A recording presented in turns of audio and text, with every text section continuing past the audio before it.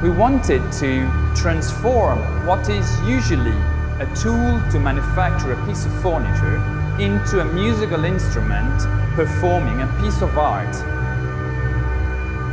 To transform noise into harmony and make a machine sing.